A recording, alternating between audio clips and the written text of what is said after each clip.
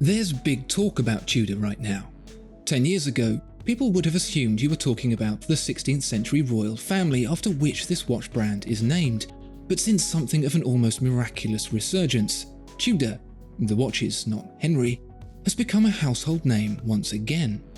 At least within watchy households, anyway. But just because there's a waiting list for the much-coveted Black Bay 58 doesn't mean every Tudor watch has had its fair share of the limelight, and here's one that seems to have been a little bit forgotten: the North Flag. And it's a bit of a bargain. Watchfinder, the pre-owned watch specialist. Now available in France, Germany, Switzerland, USA, and Hong Kong. Given how slow watchmaking is as an industry, it's amazing how fast the landscape has changed in recent years. 10 years ago, if I'd have asked you about Tudor's watches, you would more than likely have had no idea what I was talking about. Aside from a few odd pieces in various markets, it was a name that existed in vintage form only.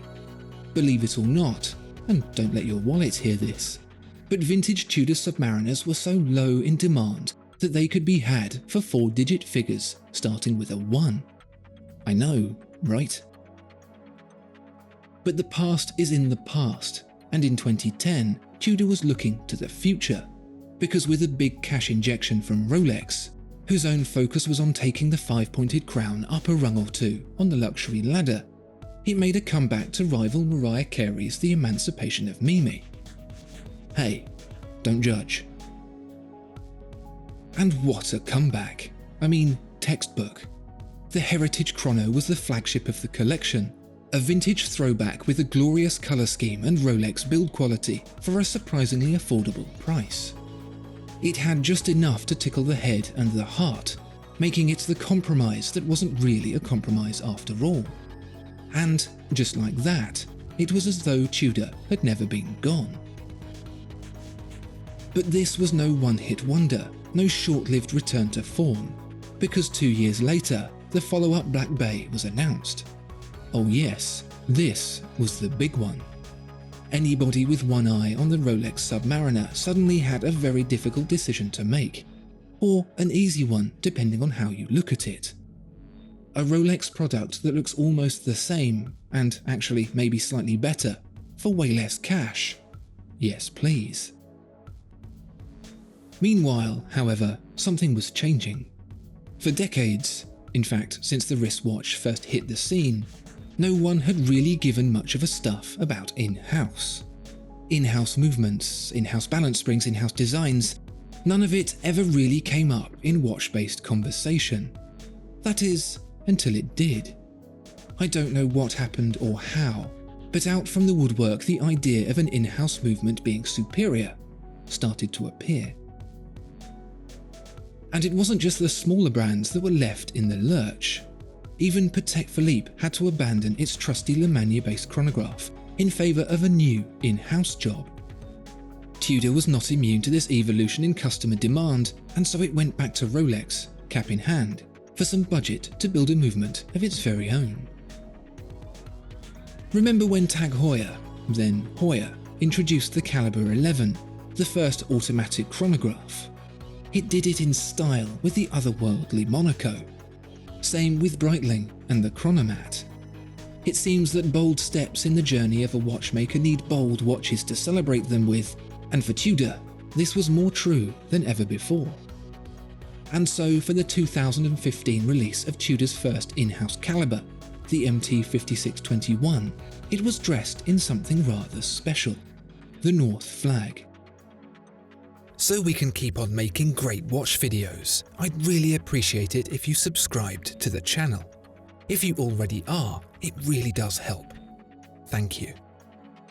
It's not just the celebration of a new movement that causes watchmakers to go a little bit off-piste with their designs. Think of the 1970s, when quartz watches threatened to destroy the Swiss watch trade entirely. The result was things like the Audemars Piguet Royal Oak, Patek Philippe Nautilus, and Vacheron Constantin 222. There must be something about change that gives designers a boost of creativity. I would imagine that designing watches for a traditional brand could get a bit repetitive, to say the least. the opportunity to do something new for something new is probably rare. For a brand like Tudor, approaching a century old, the launch of its first ever in-house movement comes once. Worth putting a bit of a show on for then. And the North Flag is that bit of a show.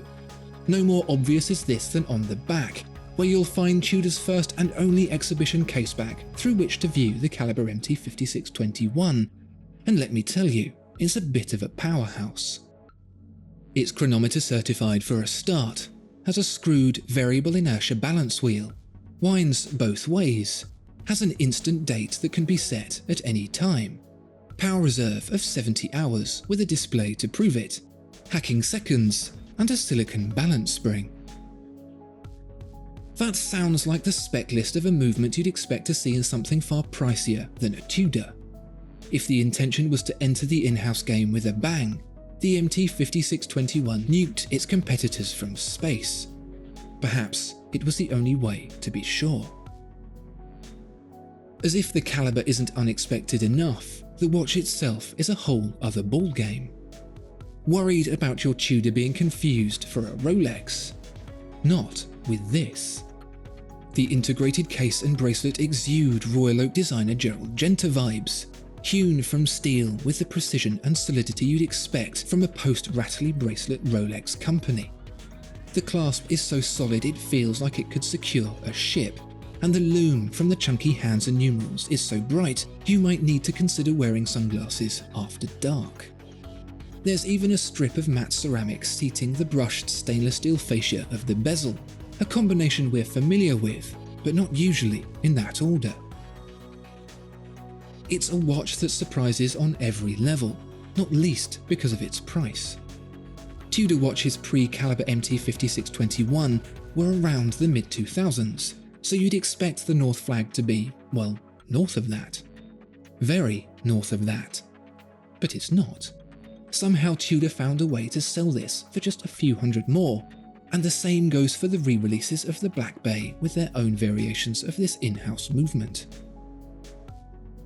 And since the Black Bay did get the in-house caliber, the North Flags sort of faded out of people's minds. It's understandable that the Black Bay is popular, tracing its history all the way back to the origins of the Submariner itself.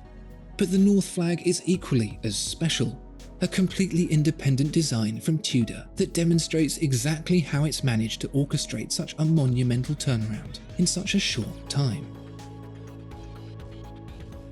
If you've had a hankering for something Tudory and you just can't stomach the idea of being called out on your Rolex, look no further. The North Flag packs an enormous punch inside that brushed steel case, looks every bit as special as a watch marking such an important moment in the brand's history should. And, perhaps most importantly, in a sea of Black Bays and Submariners, you'll be the only one wearing one. Discover more exceptional watches at Watchfinder. Thank you so much for watching this video. If you enjoyed it, please do consider giving it a like and subscribing to the channel. If there are any watches you'd like to see featured, please let us know in the comments below.